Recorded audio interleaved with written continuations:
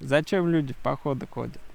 Это непередаваемая близость к природе, а еще проверка на прочность и вообще настоящее приключение, только в походе.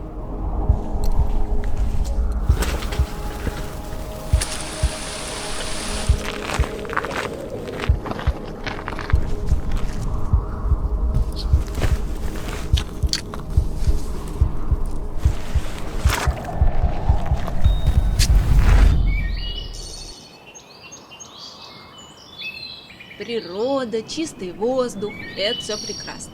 Но тоже мне приключения эти десятки километров с тяжелым рюкзаком. А если еще дождь, ветер или палящее солнце? Не, я в поход не ногой. Так думают многие. И я здесь, если уж честно, не для того, чтобы переубеждать.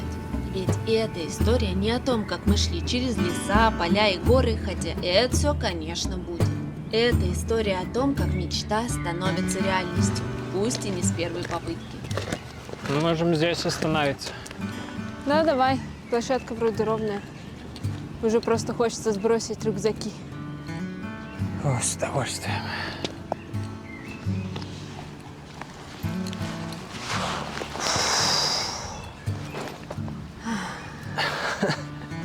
Скинуть наконец-то рюкзаки, разбить лагерь и закинуть в себя что-то сытное и горячее – так выглядит мечта любого походника. А если добавить к этому великолепный вид, то усталости практически не чувствуешь. Папа часто мне говорит фразу «дорогу осилит только идущий». Вот сегодня она постоянно крутилась у меня в голове. Тело сопротивляется тяжелому рюкзаку, и это неизбежно. Но ты шаг за шагом идешь к своей цели.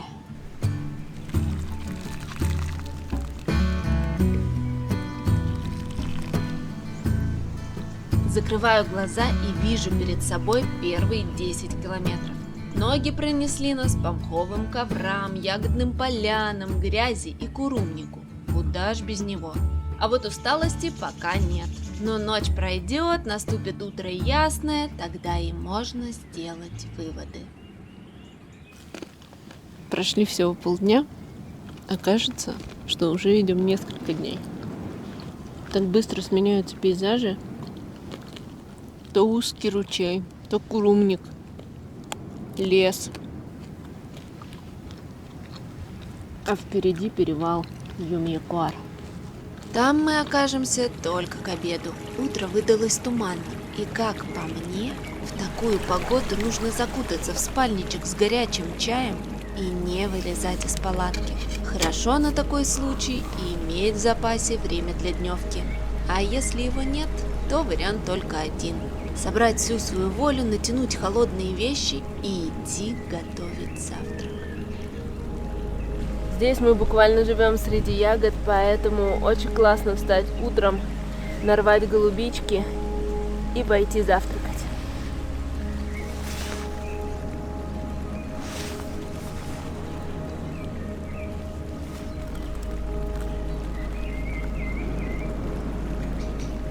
Ну и как? Горячо. Этого уже достаточно.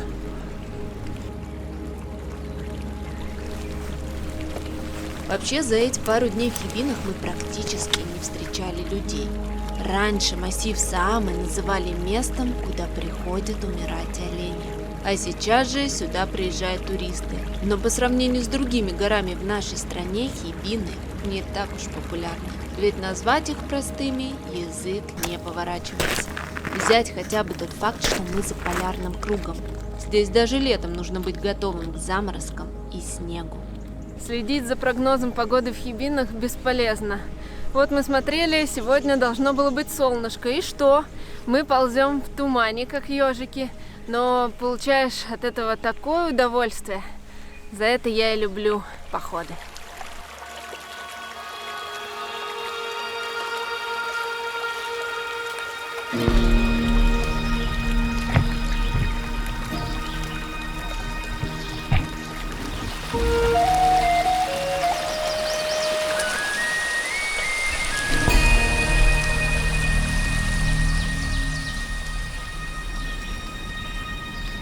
То, что мы идем к перевалу Юм-Якуар, это вы уже поняли.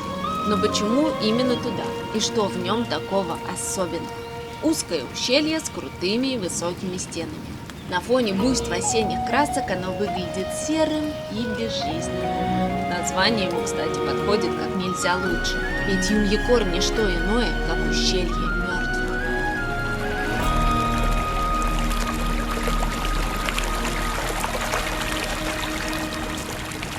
Говорят, что когда-то давным-давно шведы решили обложить данью самов. Местные жители платить не желали и дали иноземцам отпор. В битве погибло так много людей, что даже камни окрасились в красный цвет и лежат там в ущелье до сих пор. Действительно, на перевале Юмьекор можно найти редкий минерал красно-розового цвета – эвдолит. Но не спешите брать его домой, ведь он радиоактивен.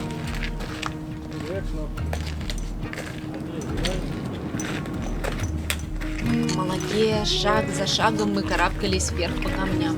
Внутри сразу становится холодно. Само по себе ущелье пройти несложно. Нет резкого подъема, да и внутри под ногами мелкие камушки. Правда, вокруг большие глыбы нависают, как стражи. Проходишь мимо и невольно ловишь себя на мысли, что это врата в удивительный мир Хибин. Только бы туман рассеялся, чтобы увидеть его получше.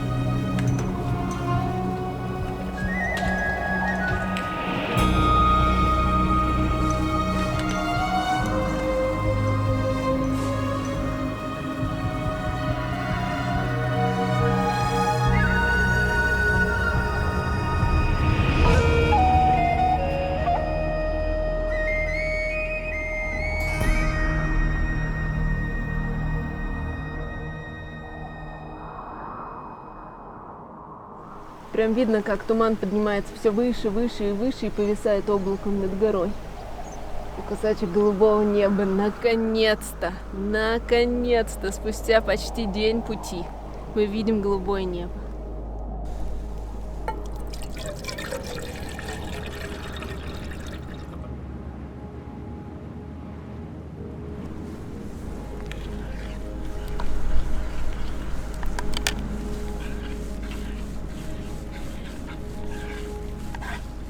Супчик.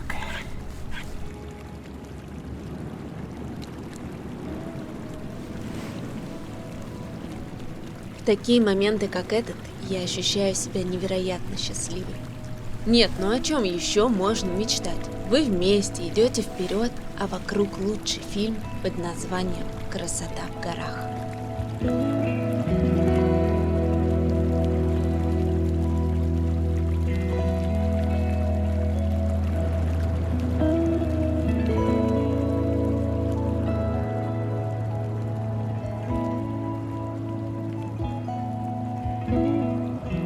Вот и как, скажите мне, в окружении такой красоты не влюбиться в походы? Облака быстро бегут вокруг, золотые карликовые березы извиваются и закручиваются в причудливые формы. Бонсай, не иначе. А голубой ручей, вдоль которого идет тропа... Да, помню, что обещала не убеждать. Но согласитесь, после такого сложно усидеть на месте.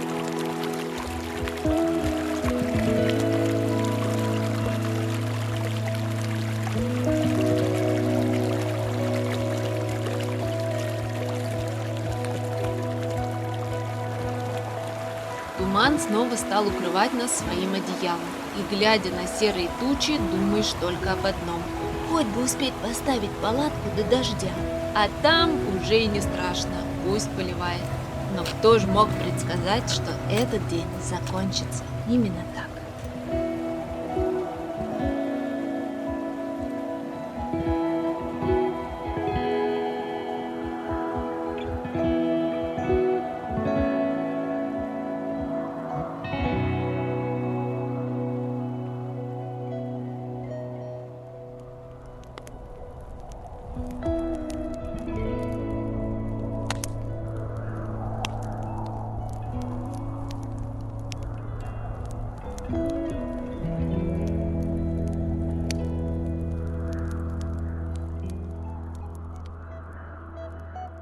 Сегодня мы идем вот на тот перевал. Видимой тропы там нет, поэтому обычно советуют дождаться хорошей погоды.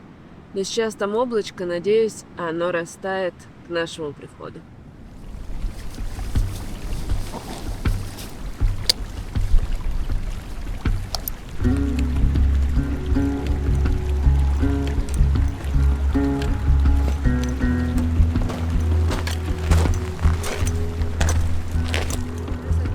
Знаете, есть такая примета. Если вам на тропе встречаются люди и участок пути, что ждет вас впереди, описывают словом «веселенький», легким он точно не будет.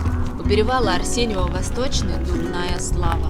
Людей часто настигает там снег или непроглядный туман, а тропа начинает петлять и теряться еще до начала резкого подъема. Когда тропа теряется, между камней приходится смотреть в телефоне и сверяться с маршрутом.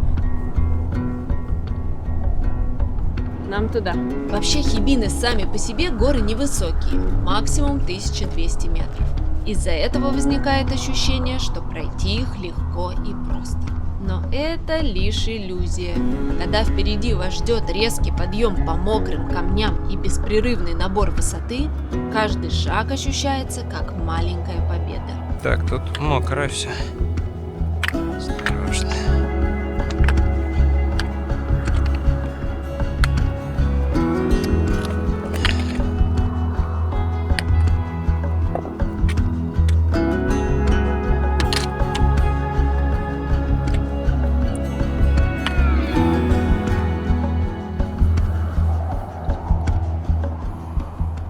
Явно мы не были готовы к такому подъему. Камням, по Курумнику. Ну, подъем прям резкий и непростой. Вначале в ход шли палки, потом мы их сняли, надели перчатки и уже цепляясь руками, просто ползли вверх. Вот это поворот. Вот этот поворот. Но осталось еще немного, так что перекус и выдвигаемся дальше.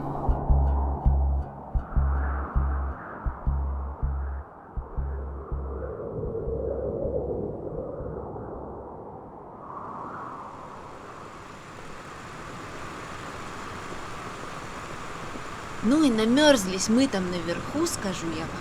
Поэтому первым делом после спуска что? Правильно, горячий чай и обед. В походе есть хочется всегда. Ты вроде только пару километров прошел, а мысли о еде уже с тобой. И мечтаешь ты, конечно, не о супе или каше, а о чем-то вкусненьком. Сегодня у нас настоящий плов в честь маленького праздника. Дело в том, что так далеко в Хибинах мы еще не были. 2 года назад сильный ливень настиг нас у подножья перевала. За ночь мокрым стало все. Палатка, спальники и практически все наши вещи. А на утро выпал снег. Стало ясно, нужно возвращаться в Имандру. Именно та неудача привела нас сегодня сюда. Так что даже описать вам не могу, насколько я счастлива оказаться по ту сторону гор.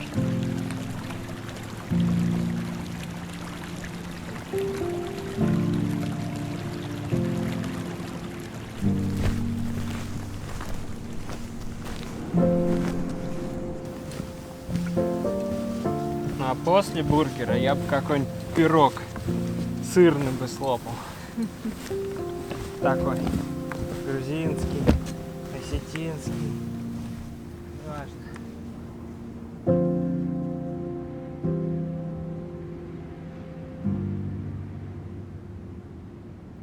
Сегодня был долгий день, но мы наконец-то в палаточке, чему очень радуемся. Ножки наши и плечики наконец-то отдыхают. Да, действительно много прошли, устали. Это уже 3-й день, усталость потихонечку начинает накапливаться. Плечи гудят, ноги гудят. Но впереди еще завтра у нас довольно долгий день. И много километров пути. Но мы дойдем, потому что надо.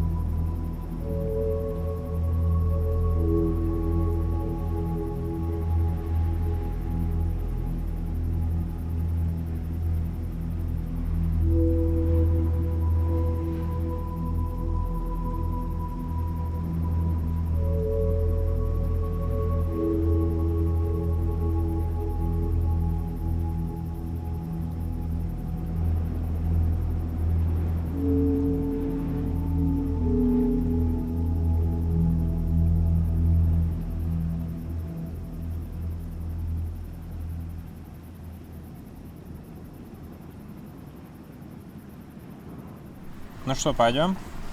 Догоняй.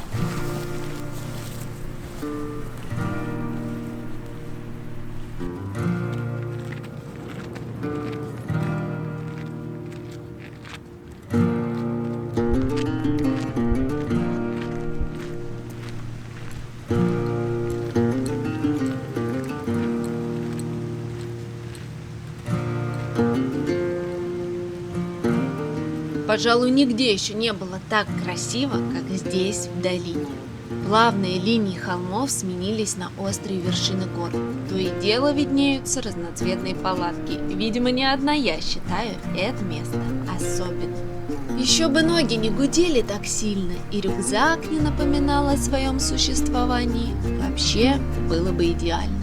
Я думаю, каждому, кто хоть раз бывал в походе, знаком этот момент, когда ты несколько дней в пути, плечи уже отваливаются, ноги болят, но ты надеваешь рюкзак и продолжаешь идти к своей цели. А цель у нас сегодня далекая, до нее целых 17 километров. Но я предпочитаю не думать о цифрах, пользы в этом никакой. Гораздо лучше глазеть по сторонам. Вовка берет темп, а я стараюсь не отставать. Перевал Петрелиуса Западный не производит впечатления сложным, но это лишь до тех пор, пока на пути опять не возникает сыпучка и большие камни. Каждый раз курумник дается мне тяжело, поэтому я придерживаюсь тактики. Чем больше точек опоры, тем лучше.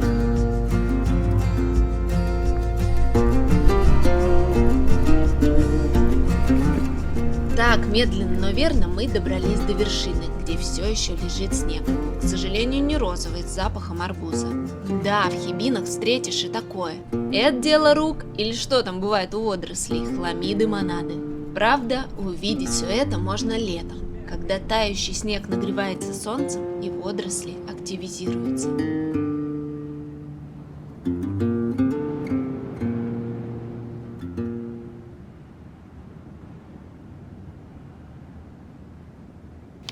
Ну что, у нас обед. Прошли перевал Петрелиуса. Теперь можно подкрепиться, отдохнуть. Впереди еще полпути. А супчик гороховый.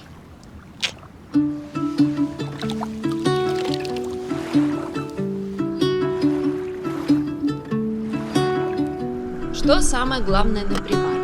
Конечно же, найти удобное место и развалиться. В Хибинах с этим проблем нет. Куда ни глянь, всюду мягкий мох. А еще здесь нет проблем с доступом к чистой воде. Реки, ручьи, озера всегда будут вашими спутниками на тропе.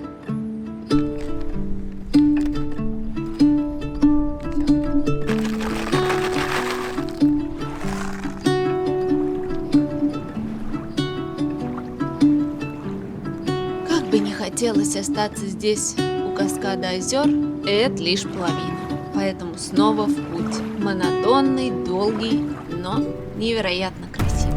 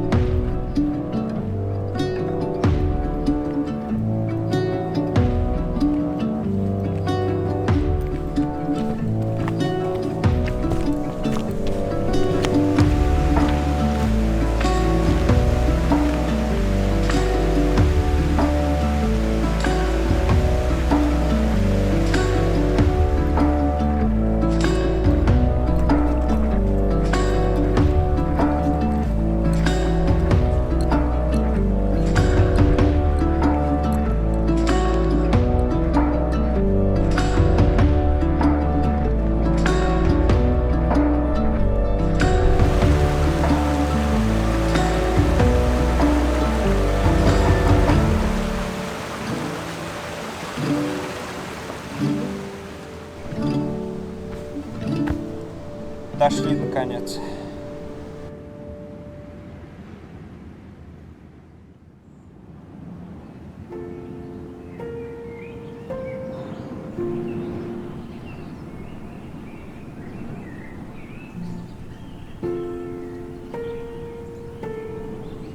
Возвращаться из приключений домой всегда немного грустно. Последний день это чувствуется особенно остро. Оставляешь позади километр за километром и как бы прощаешься с горами. но обещаешь себе обязательно вернуться. И не один раз.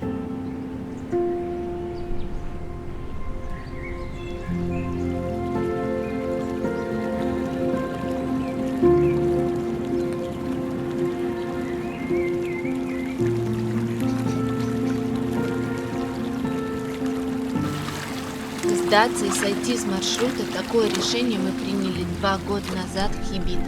И вы даже не представляете, как все это время меня мучил вопрос, почему так получилось, и могли ли мы тогда поступить иначе. Что ж, ответа мы уже не узнаем.